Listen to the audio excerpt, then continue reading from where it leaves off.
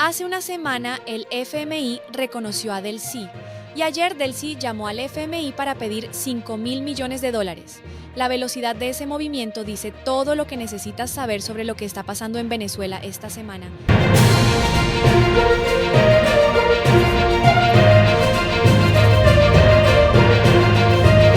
Buenas noches, mi querido espectador. Este martes 22 de abril de 2026, en un acto con sectores sociales y políticos en el estado Falcón, Delcy Rodríguez anunció algo que hace apenas 2 semanas habría sido imposible, que llamó directamente a la directora general del Fondo Monetario Internacional, la doctora Kristalina Georgieva, para pedirle acceso a los fondos que Venezuela tiene bloqueados en ese organismo desde hace años. Son 5.000 millones de dólares que tenemos en el Fondo Monetario Internacional para que podamos recuperar infraestructura vital, electricidad, agua. Esas fueron sus palabras exactas. Y Georgieva, desde el otro lado de la línea, calificó la conversación como valiosa y productiva y confirmó el compromiso del fondo de actuar con celeridad. En 7 días, Venezuela pasó de ser reconocida por el FMI a pedir acceso a 5.000 millones de dólares. Esa velocidad no es casual. Es una estrategia que esta noche merece ser analizada en toda su profundidad. Para entender lo que significa esta solicitud, hay que entender primero qué son los derechos especiales de giro, los DEGE, porque ese término técnico esconde una realidad muy concreta para el pueblo venezolano. Los DEGE son una unidad de reserva internacional creada por el FMI que funciona como una moneda de respaldo. No es dinero en efectivo que Venezuela pueda agarrar y gastar mañana. Es un activo de reserva que los países miembros del FMI acumulan y que pueden convertir en divisas reales cuando los necesitan. Venezuela lleva años siendo miembro del FMI desde 1946, pero sus relaciones se congelaron en marzo de 2019 cuando el organismo suspendió sus vínculos con Caracas en medio de la disputa de reconocimiento entre Maduro y la oposición.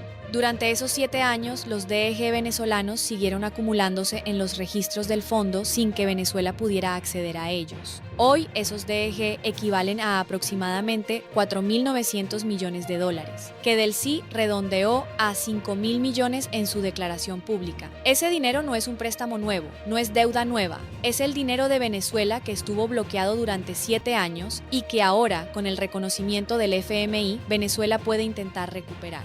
Ahora bien, ¿para qué dice Delcy que va a usar esos fondos? La lista que presentó tiene varios componentes. Primero, recuperación de infraestructura vital, electricidad y agua. Eso suena simple, pero describe una crisis que los venezolanos conocen en carne propia. Venezuela lleva años con apagones crónicos y problemas de abastecimiento de agua que afectan la vida cotidiana de millones de personas. La red eléctrica venezolana colapsó progresivamente durante los años de Maduro y hoy requiere una inversión masiva para funcionar. Los cortes de luz no son un problema menor. Son la razón por la que hospitales no pueden operar con normalidad, por la que negocios quiebran, por la que familias no pueden conservar alimentos. Segundo, estabilidad macroeconómica y fortalecimiento del sistema cambiario. Tercer punto, y el más interesante políticamente, mejorar los ingresos de los trabajadores. Eso es exactamente lo que los trabajadores que marchan hacia Miraflores el 30 de abril llevan exigiendo durante meses. La conexión entre ese dinero del FMI y el aumento salarial que Delcy prometió para el 1 de mayo no es explícita, pero está ahí.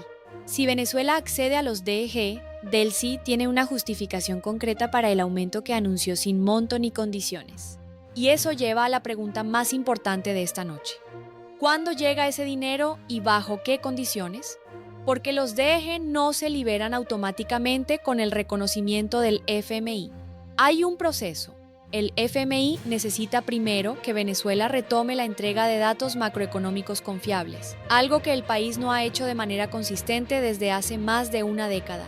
La última vez que Venezuela publicó un informe completo de datos económicos fue hace más de 20 años. Eso significa que el FMI lleva 2 décadas trabajando con estimaciones y proyecciones de terceros sobre la economía venezolana, no con cifras oficiales verificadas. Antes de liberar 5.000 millones de dólares, el organismo va a exigir transparencia en los datos. Va a querer ver cuentas, va a querer saber exactamente cuánto produce PDVSA, cuánto entra por exportaciones de petróleo, cuánto se gasta el Estado, cuánto es la inflación real. Y Venezuela, que lleva años ocultando o manipulando esas cifras, va a tener que mostrar las cuentas con una claridad que el chavismo nunca estuvo dispuesto a aceptar. Georgieva lo dijo con toda claridad después de la llamada con Delcy. El diálogo se centró en los próximos pasos de la relación entre el organismo y Venezuela, enfocándose en asesoría de políticas, desarrollo de capacidades y manejo de datos técnicos. Ese lenguaje diplomático del FMI tiene una traducción muy directa. Antes de que llegue un centavo, Venezuela tiene que cumplir con estándares de transparencia que históricamente el chavismo ha resistido con ferocidad. Y eso plantea una pregunta que nadie en el gobierno de Delcy está respondiendo públicamente esta semana. ¿Está el chavismo realmente dispuesto a abrir sus cuentas al FMI? Está Diosdado Cabello, que el año pasado calificó al FMI de organismo errático que hace guerra económica a Venezuela, dispuesto a entregar datos macroeconómicos a ese mismo organismo para que Venezuela pueda cobrar sus 5.000 millones. Esa contradicción interna del chavismo entre su discurso histórico antiimperialista y su nueva realidad de dependencia de las instituciones que siempre atacó es una de las tensiones más reveladoras del proceso venezolano actual. Y hay algo más sobre el dinero bloqueado que Delcy mencionó y que esta noche merece ser analizado. Delcy no solo habló de los DG del FMI, también mencionó explícitamente el oro de Venezuela retenido en el Banco de Inglaterra en el Reino Unido. Ese oro, que Venezuela no ha podido recuperar desde hace años en medio de disputas legales y sanciones, representa otro activo bloqueado que el gobierno de Delcy está intentando recuperar como parte de un plan más amplio de recomposición de las reservas venezolanas.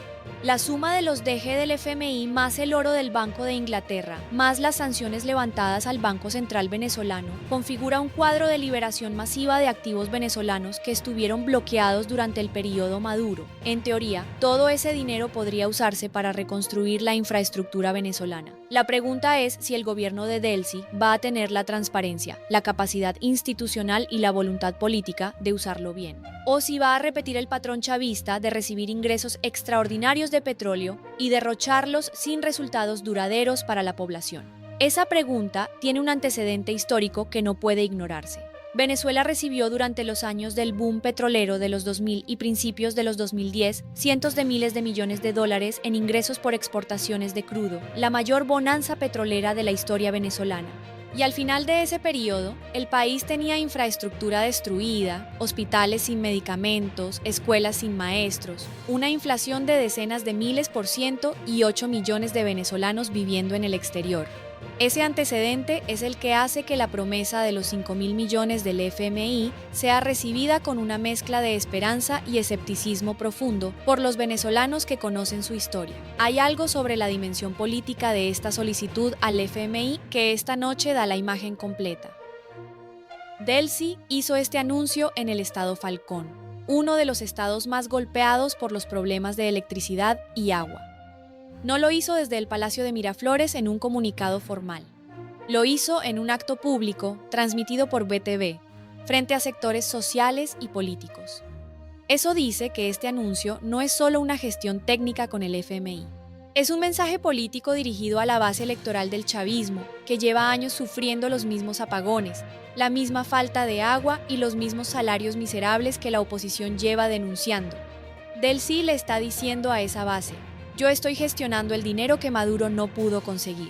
Yo estoy abriendo las puertas que el bloqueo mantenía cerradas. Yo soy la que puede traer la recuperación que el chavismo prometió durante 20 años y nunca entregó. Esa narrativa tiene un problema, el mismo problema que tienen todas las promesas económicas del gobierno de Delcy. No hay fecha, no hay monto concreto del aumento salarial, no hay cronograma electoral, no hay detalles específicos sobre los proyectos de infraestructura. Hay anuncios. Hay llamadas con Georgieva, hay declaraciones en Falcón frente a cámaras de UTV, pero los venezolanos que llevan años haciendo cola frente a hospitales sin medicamentos y años durmiendo con calor porque la luz no llega, necesitan algo más que promesas responsables sin fecha y sin monto. Necesitan ver el dinero llegar, necesitan ver los postes de luz funcionar, necesitan ver el agua correr por las tuberías. Y ese día, si llega, no está en el calendario de esta semana, ni de la próxima. La imagen que deja este 22 de abril es esta.